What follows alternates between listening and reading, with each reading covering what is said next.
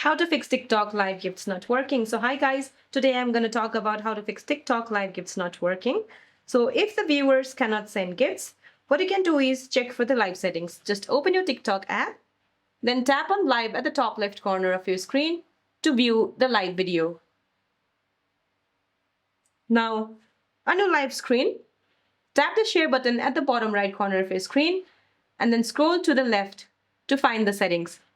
Now tap on settings and make sure that the gift gallery is toggled on.